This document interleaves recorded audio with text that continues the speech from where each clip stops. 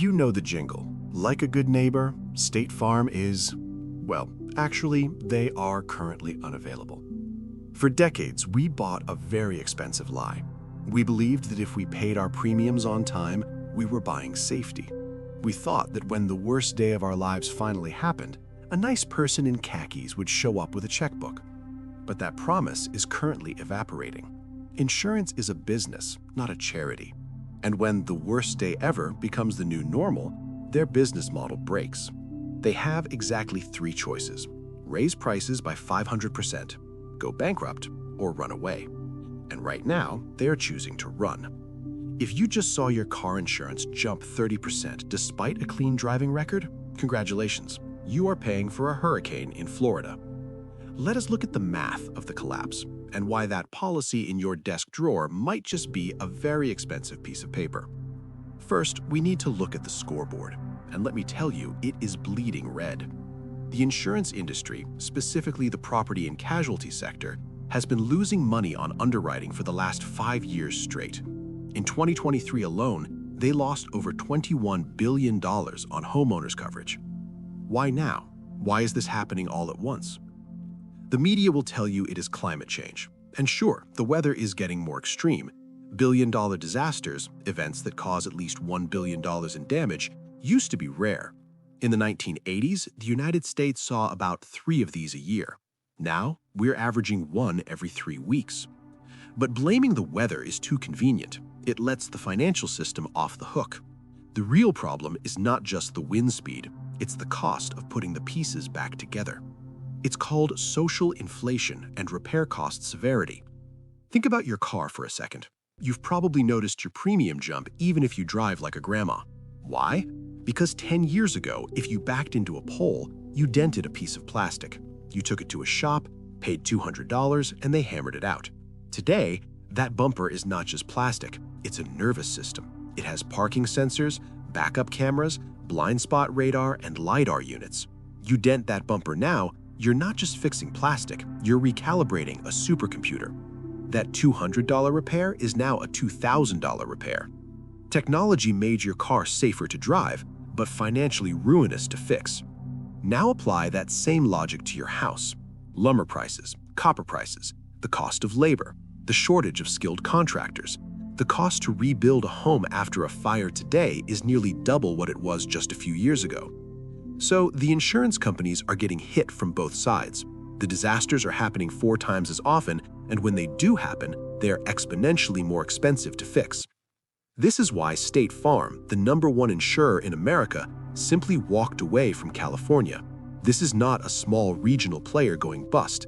This is the house dealer leaving the table because he knows the cards are marked.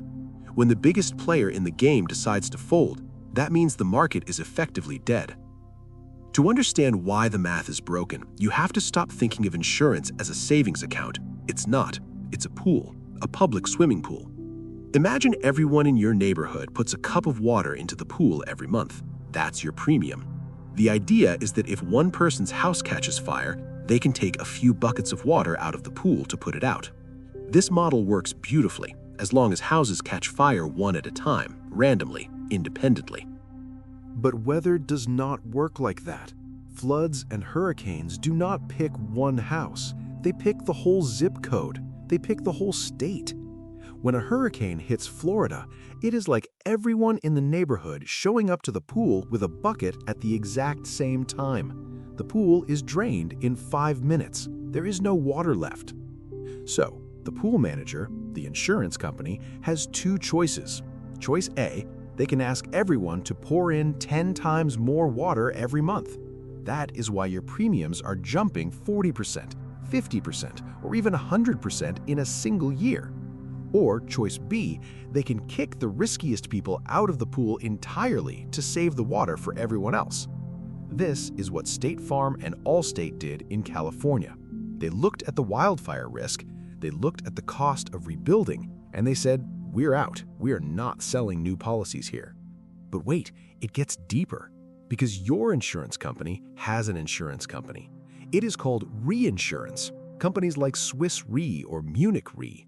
These are the whales. They insure the insurance companies against catastrophic losses. They are the ones who actually understand the global risk because they are the ones holding the bag when things go really, really bad. And the reinsurers, they are panicked. They are hiking their rates aggressively. They're telling the local insurance companies, look, if you want us to cover you for the next hurricane, you have to pay us double. Your local insurer cannot absorb that cost, so they pass it on to you. Or if the state regulators say no, you are not allowed to raise prices that much, the insurer simply leaves the state. They would rather quit the game than play a hand they know they're going to lose. And here's the hidden villain in this story. It's not just a greedy executive in a back room making these decisions. It's an algorithm. We have entered the age of algorithmic underwriting. In the old days, an actuary would look at historical data for your zip code. If your neighbors did not file many claims, you were probably safe. It was a broad brush. Today, they're not just looking at your zip code, they're looking at your roof. Literally. Insurance companies are using high-resolution satellite imagery, drones, and artificial intelligence to scan millions of properties in real time. The AI looks at your roof and says, those shingles are 15 years old. There's a moss on the north side. There's a tree branch hanging 3 feet over the garage. The algorithm flags you as uninsurable before a human being even looks at your file. They are micromanaging risk down to the individual square foot. And if you fall outside their perfect parameters, you are dropped. So what happens when the private market abandons you? Enter the twist. The government steps in with the insurer of last resort. In Florida, it is called Citizens Property Insurance. It's a state-run entity. It was supposed to be a temporary band-aid for a few people who could not find coverage. Now, it is the largest insurer in the state. But here's the trap. Citizens is backed by the state government, which means it's backed by the taxpayer. If a massive Category 5 hurricane hits Miami directly and Citizens goes broke paying out claims, they have the legal authority to levy a surcharge on almost every insurance policy in the state. Even if you do not have Citizens insurance, even if you do not own a home, if you have auto insurance in Florida, you could be forced to pay to bail out the homeowners on the coast. This is the ultimate form of financialization. Privatize the profits when the sun is shining and socialize the risks when the storm hits. The private companies take the money and run. The public, you, are left holding the bag for the disaster. They call it a safety net. I call it a ticking tax bomb.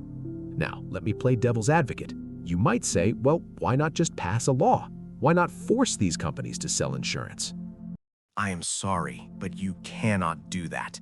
If you force a business to sell dollar bills for 90 cents, they do not stay in business very long. If you force them to stay, they will simply go bankrupt when the storm hits. And a bankrupt insurance company pays 0 claims. You cannot use legislation to fight arithmetic. This is where the reality check hits you in the face. You might be thinking, so what? If insurance is too expensive, I will just take my chances. I will go bare. I am sorry, but you cannot do that. Not if you have a mortgage.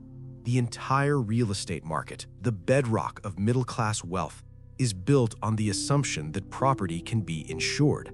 Banks will not lend you $500,000 to buy a house if that asset cannot be protected.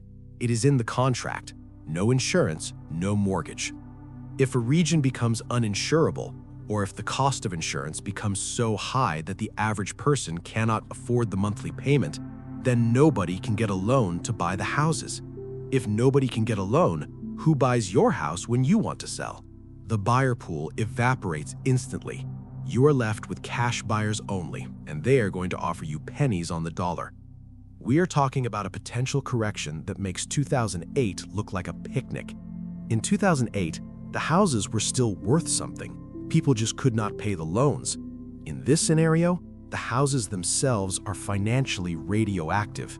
If you own a home in a zone marked uninsurable, your net worth is effectively 0. You just haven't realized it yet. So, what do? First, stop listening to the real estate agent who tells you real estate always goes up. That is malarkey. Prices go up when people can afford to buy. Here is your survival protocol for the next 7 days. Do not wait for the renewal letter. Go find your current insurance policy right now, dust it off, and look for the section called Exclusions. Read the fine print. You are looking for specific keywords: windstorm, named storm, surface water, earth movement. You might find that you are paying $2,000 a year for a policy that covers fire, but explicitly excludes the hurricane that is statistically 100% likely to hit you in the next decade. If you see those words in the exclusion list, understand that you are standing naked in front of a tornado. You are effectively self-insuring, you just don't have the bank account to back it up. If you have the cash, fortify. Impact windows, strapped roofs, anything that makes the algorithm hate you a little less. But if you cannot afford to fortify and you cannot afford the new premiums, you need to consider the nuclear option: sell. Get out of the risk zone before the rest of the market wakes up and the prices collapse. Ultimately, you need to accept a harsh truth. The era of cheap safety is officially over. For the last 50 years, we lived in a fantasy where we could build flimsy wood houses in the path of tornadoes and hurricanes, and a cheap financial product would magically erase the risk. That product is being withdrawn. The casino is closing the table. Insurance is no longer a utility. It is becoming a luxury good, like a private jet or a concierge doctor.